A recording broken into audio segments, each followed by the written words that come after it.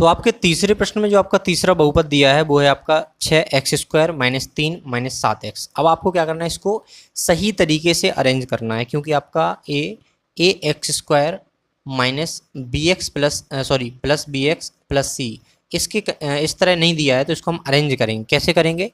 जो आपका माइनस का 7x है ना, इसको पहले लिखेंगे, ठीक है ना। जो अचर पद होता है वो बाद में लिखते हैं कि वो क्योंकि वो c का मान होता है, ठीक है ना। तो देखिए इसको ऐसे लिखेंगे हम 6x² - 7x - 3, इस तरीके से आपने लिख लिया है इसको, ठीक है ना। अब क्या करेंगे हम, जो हम पहले करते आए हुए हैं, कैसे कि आपको जो पहला पद है वो आखिरी पद है, इसका आपको गुणा करना है। तो कितना आएगा?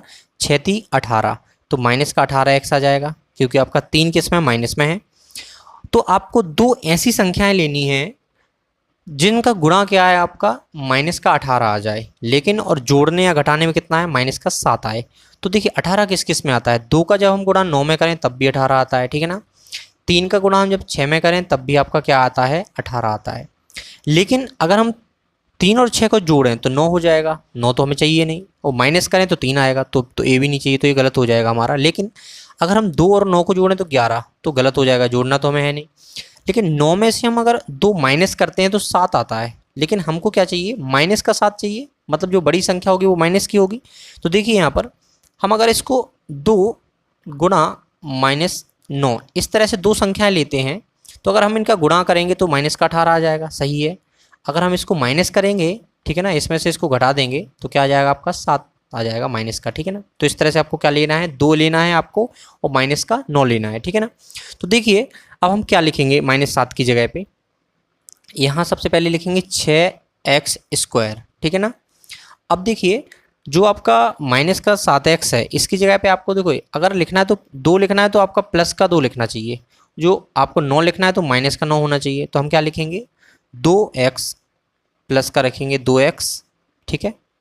जो 9 लिखेंगे वो माइनस का लिखेंगे, -9x। अब देखिए आपका सही हो जाएगा, आप इसको चेक भी कर सकते हैं कि अगर इसको आप हल करेंगे, -9 में से हम -9 में से प्लस का 2 घटाएंगे तो माइनस का 7 आ जाएगा, ठीक है ना। मतलब इसकी जगह पे आपने लिख लिया है, ठीक है।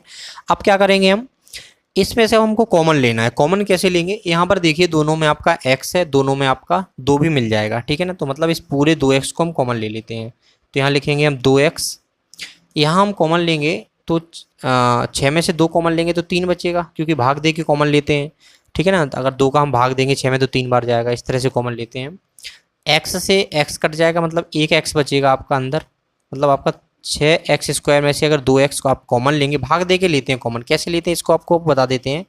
6x², इसमें 2x कॉमन लेंगे तो कट भाग देते हैं, x से x कट जाएगा, 2 तिया 6, 3x बचेगा, ठीक है ना। अब देखिए यहाँ पर ये तो हो गया आपका, आपने कितना ले लिया, कॉमन ले लिया, ठीक है।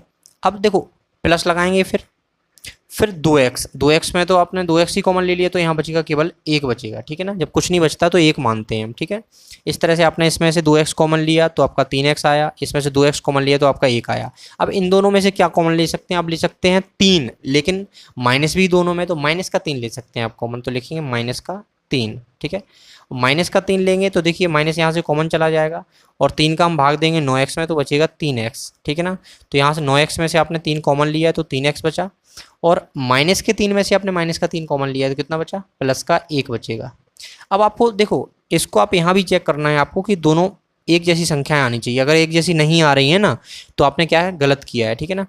अब क्या करना है, आप क्या करेंगे, जो आपका 3x + 1 है, यहाँ पर भी है यहाँ पर भी है, तो इसको कॉमन ले लो। तो लिखेंगे 3x + 1, इसको एक ब्रैकेट में लिखो। दूसरे ब्रैकेट में आपको लिखना है जो पहली संख्या आपका जो पहला कॉमन आया था 2x, दूसरा क्या आया था -3, तो आपने ये लिख लिया है, ठीक है ना। अब क्या करना है, आपको 0 से सबकी तुलना करनी है, ठीक है ना। देखो आप स्टार्टिंग से भी 0 लगा सकते हैं। अब क्या करेंगे, 0 से तुलना करेंगे हम, तो सबसे पहले हम इसकी तुलना करेंगे, ठीक है। जो इसके गुणनखंड आए हैं, तो पहले हम 3x + 1 की तुलना करेंगे 0 से, तो लिखेंगे 3x + 1 = 0, ठीक है। 3x + 1 = 0। अब क्या करना है, आप कॉमा लगाइए यहाँ पर। अब आपको 2x - 3 की तुलना करनी है 0 से, तो आप इसकी तुलना करेंगे तो देखिए यहाँ पर देखिए 3x जो प्लस का 1 है, इस साइड पक्षांतर होगा तो माइनस का 1 हो जाएगा, ठीक है। और 3 और x गुणा में, तो x का तो हमें मान निकलना है, तो 3 का पक्षांतर करेंगे तो 3 गुणा में तो भाग में पहुँच जाएगा, -1/3, इस तरह से आपका आ जाएगा x का मान, ठीक है ना। ये आ गया, x का मान आ गया। अब क्या करेंगे हम, अब हम दूसरे वाले x का मान निकाल लेंगे, ठीक है ना। ये तो पहले वाले का आ गया। दूसरे में क्या करना है आपको, जो 2x है वो वैसे ही लिखेंगे, जो -3 है इसका पक्षांतर करेंगे तो +3 हो जाएगा, ठीक है ना। ये हो गया। अब क्या करेंगे, जो 2 और x गुणा में है तो लिखेंगे x, क्योंकि x का मान निकालना है तो 2 का पक्षांतर होगा तो 3/2 हो जाएगा यहाँ पर। तो जो आपका पहला x का मान आया वो कितना आया आपका -1/3, और जो दूसरा आया वो कितना आएगा 3/2 आया, ठीक है। अब देखिए जो पहला x का मान है वो आपका शून्यक हो जाएगा अल्फा। कौन सा शून्यक है आपका, अल्फा हो जाएगा ये। तो अल्फा कितना है आपका -1/3, आपको ऐसे लिख लेना है, ठीक है। जो दूसरा आपका शून्यक है बीटा, जो दूसरा x का मान है उसको हम बीटा लेंगे, तो बीटा का मान कितना है आपका 3/2। इस तरह से आपने दोनों शून्यक क्या कर लिए, निकाल लिए हैं या फाइंड कर लिए हैं, ठीक है ना। अब क्या करेंगे हम, जो शून्यक और आपके क्या है गुणांक हैं उनके बीच आपको क्या करना है, जो संबंध है उनकी सत्यता की आपको जांच करनी है। तो क्या करेंगे हम, सबसे पहले a b और c जो शून्यक गुणांक होते हैं आपके, उनका मान निकालेंगे, ठीक है ना। तो देखिए यहाँ पर आप तुलना करने पर निकल आएगा, जो x² के साथ में a है, जो x² के साथ में गुणा होता है वो a का मान होता है। तो यहाँ पर देखिए x² साथ में 6 है तो a बराबर 6 हो जाएगा। b का मान कितना होगा आप समझ गए होंगे, -3 हो जाएगा, ठीक है। और c का मान कितना होता है आपको समझ गए आ गया होगा, सॉरी गलत हो गया, ये क्या है, इस वाले हमको समीकरण से तुलना करनी है इसकी, ठीक है ना। तो b का मान कितना होगा यहाँ पर 7 होगा, -7, क्योंकि हमको x वाले पद के साथ देखना है कि x वाले पद के साथ किसका गुणा है, ठीक है ना।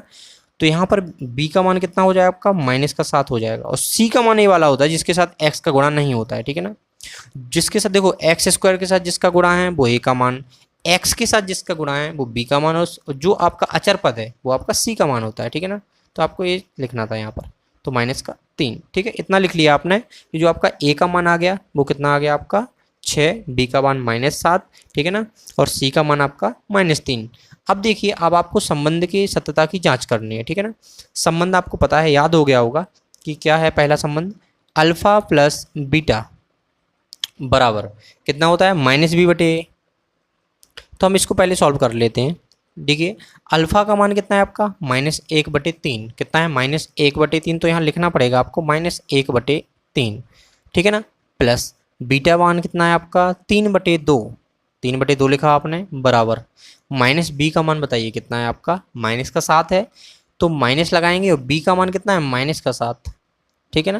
देखो -b है, मतलब b के साथ माइनस तो है, साथ में b का मान भी रखना है, इसके साथ भी आपका क्या है -7 है, ठीक है ना, माइनस है आपका, ठीक है। तो देखिए यहाँ पर आपने माइनस लिखा, b का मान कितना है -7, वो भी लिखा आपने। अब a का मान क्या है आपका 6, ठीक है।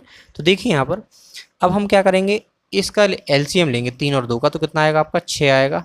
3 से हम 6 में भाग देंगे, 2 बार जाएगा, 2 का गुणा हम 1 में करेंगे तो 2 आएगा, माइनस भी लगाए तो 2 आ जाए, -2 आ जाएगा, ठीक है ना। प्लस 2 का भाग 6 में देंगे 3 बार जाएगा, 3 का 3 में हम गुणा करेंगे तो 9 आ जाएगा, ठीक है ना। यहाँ पर देखिए क्या है, यहाँ पर माइनस का माइनस में गुणा होगा तो प्लस हो जाएगा, तो प्लस का 7/बटे में क्या है आपका 6, इतना आ गया। अब देखिए यहाँ पर देखिए आपका यहाँ -2 है और यहाँ पर +9 है। अब हम जब एक संख्या माइनस की हो एक प्लस की हो तो माइनस हो जाता है, तो 9 में से हम 2 को माइनस कर देंगे तो प्लस का 7 आएगा, क्योंकि जो संख्या बड़ी है उसी का साइन आता है, उसी का चिन्ह आता है। तो 9 आपकी बड़ी है तो +9 के साथ में तो प्लस का 7 आएगा, बटे में क्या है आपका 6। यहाँ पर भी आपका 7/6 आ रहा है, यहाँ पर भी 7/6, तो आपका क्या है LHS RHS के क्या है बराबर, मतलब जो आपका शून्यकों और गुणांकों में पहला संबंध है वो उसकी सत्यता की आपने जांच कर ली है, ठीक है ना, मतलब LHS और RHS के बराबर आना चाहिए। अब देखिए अब आप क्या करेंगे कि जो आपका अल्फ़ा इंटू बीटा जो दूसरा संबंध है वो इस तरह से है, अल्फ़ा इंटू बीटा, और इसके बराबर होता है C/A के बराबर होता है, ठीक है ना। तो अल्फ़ा क्या है आपका -1/3, तो लिखेंगे -1/3, तो इसको हम अच्छे से लिखते हैं -1/3, ठीक है। और जो आपका बीटा है वो है 3/2, बीटा का मान लिखा है 3/2। C का मान कितना है -3 और A का मान कितना है 6, A आ गया आपका, ठीक है ना। तो आपको क्या करना है, इसका गुणा करना है, 3 का हम 1 में गुणा करेंगे तो 3 ही आएगा, लेकिन माइनस लगाए तो माइनस के 3 आएगा, ठीक है ना। 3 दूनी 6, यहाँ से 3 से 3 काट भी सकते थे, यहाँ -3/6। देखो इस तरह से आपने बराबर कर लिया, LHS बराबर RHS इस तरह से हो गया। अगर आपको इसको कट करना चाहें तो कर सकते हैं, कैसे करेंगे, 3 से भाग दे देंगे, 3 एकम 3, 3 दूनी 6, मतलब -1/2 आ गया, 3 एकम 3, 3 दूनी 6, मतलब -1/2 यहाँ पर भी आ जाएगा। मतलब जो आपका LHS है वो RHS के क्या है इसमें बराबर, दूसरे संबंध में भी बराबर है, मतलब दूसरा संबंध भी आपका सही है। इस तरह से आपने सत्यता की जांच कर ली, शून्यक भी ज्ञात कर ली है, ठीक है ना। तो ये हमारा इस तरह से तीसरा प्रश्न हल हो गया। अब बढ़ते हैं हम चौथे प्रश्न की तरफ। तो देखिए जो चौथे प्रश्न में आपको बहुपद दिया गया है वो दो पदों में है, ठीक है ना। क्या है, 4u² प्लस 8u। देखो इसकी तुलना भी हम ax² plus bx plus c से कर सकते हैं, ठीक है ना, और करेंगे भी। लेकिन आपको ये याद कर लेना है, ये एग्जाम में नहीं लिखना पड़ता आपको बार बार, ठीक है ना। तो देखिए यहाँ पर आप इसके गुणनखंड कैसे निकालेंगे, क्योंकि गुणनखंड से ही तो आपका शून्यक निकलता है। गुणनखंड देखो इसके बड़े आसान है, कैसे आसान है वो समझिए आप। देखो अब आपको क्या करना है, इनमें से कॉमन लेना है। कॉमन कैसे लेंगे, यहाँ पर भी आपका 4 है, यहाँ 8 है, तो 4 निकल आएगा कॉमन। यहाँ पर u है, यहाँ पर भी u है, ठीक है ना। तो हम क्या कर सकते हैं, 4u कॉमन लेंगे यहाँ से, ठीक है ना। अब कॉमन लेना मतलब भाग देना। 4u अगर कॉमन लेंगे तो मतलब 4u का भाग देंगे हम इस वाले पद में, तो 4 से 4 कट जाएगा। u² है तो एक u का आपका एक कट जाएगा, तो बचेगा केवल एक u बचेगा यहाँ पर, ठीक है ना। प्लस यहाँ आपका 8u है, ये आपका 4u है, तो फिर 8u में हम 4u से भाग देंगे तो u से u कट जाएगा, और 4 दूनी 8, तो अब क्या आएगा आपका 2 आ जाएगा। तो आपका किस तरह से आया, 4u और u प्लस 2 आपका ब्रैकेट में रहेगा। तो देखिए यहाँ पर अब हम इसकी तुलना करेंगे 0 से। किससे तुलना करेंगे, 0 से। अब देखिए जो आपका 4u है, पहले हम इसकी तुलना करेंगे 0 से, क्योंकि आपका गुणनखंड है। कौन कौन से, 4u एक गुणनखंड हो गया, और u प्लस 2 आपका एक गुणनखंड हो गया। किसके गुणनखंड है, इस वाले बहुपद के, ठीक है ना। तो 4u की हम तुलना करेंगे पहले 0 से, कॉमा लगाएंगे, और फिर करेंगे u प्लस 2 की तुलना करेंगे 0 से, ठीक है। तो देखिए जब 4u की करेंगे तो देखिए तो जो आपका 4 गुणा में है तो वो आपका पक्षांतर होगा तो भाग में जाएगा, तो u बराबर 0/4, ठीक है ना। और किसी भी और कभी भी 0 के बटे में अगर 4 होता है तो आंसर आपका 0 ही आता है। मतलब अगर 0 में आप किसी भी संख्या का भाग देंगे तो आपका 0 ही आएगा। ये आ गया आपका u का मान, मतलब पहला आपका क्या आ गया, शून्य का आ गया ये, ठीक है ना। अब यहाँ पर क्या है आपका u बराबर, जो प्लस में 2 है वो इस साइड पक्षांतर होगा तो माइनस में हो जाएगा, मतलब आपका दूसरा वाला जो u है उसका मान कितना आएगा, -2 आ गया, ठीक है। आपके 2 शून्यक निकल आए। अब शून्यक हैं तो किसको कैसे लिखेंगे हम, अल्फा और बीटा के बराबर में लिखेंगे।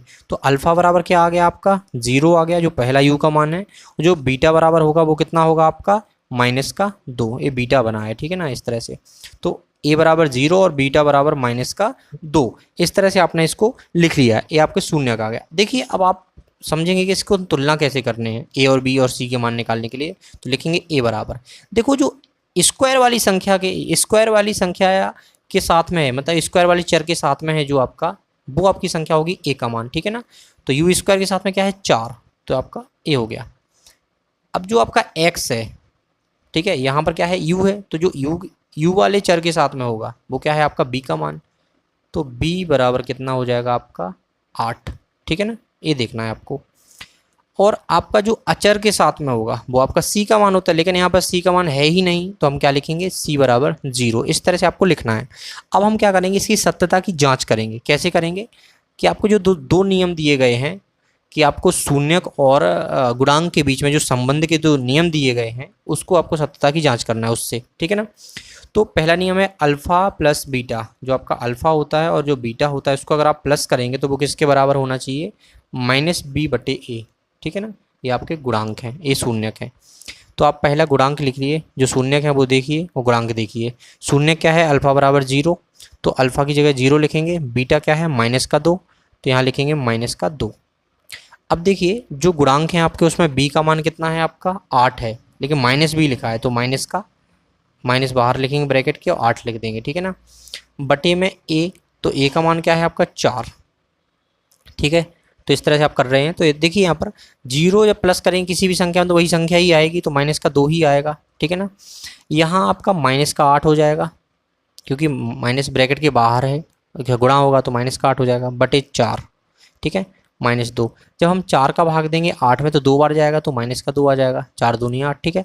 अब यहाँ देख रहे हैं आप जो LHS है वो किसके बराबर है, RHS के बराबर है। मतलब जो पहला हमारा जो संबंध है वो सही है, मतलब उसके सत्यता की हमने जांच कर ली है। जो दूसरा संबंध है उसको समझिए। दूसरा क्या है आपका, अल्फ़ा इंटू बीटा। अगर ऐसा हो, अगर हम जो शून्यक है हमारे उनका गुणा करें तो वो किसके बराबर आना चाहिए, वो आना चाहिए आपका c/a। जो आपका शून्यक है c और जो a है उसके भागफल मतलब बटे के बराबर में आना चाहिए c/a, ठीक है ना। तो अल्फ़ा का वैल्यू क्या है आपका 0, बीटा कितना है आपका -2, ठीक है। और सी का मान कितना है आपका 0, तो यहाँ लिखेंगे 0, और ए का मान कितना है आपका 4। मैंने बताया आपको कभी भी कोई भी संख्या ऐसी हो जिसमें हम 0 में भाग दे रहे हो किसी संख्या का, तो वो 0 ही हो जाता है। जो -2 का 0 में गुणा करेंगे तो आपका 0 ही हो जाएगा, ये भी आपका 0 हो जाएगा। मतलब यहाँ पर भी क्या है आपका LHS बराबर है किससे, आपके RHS से।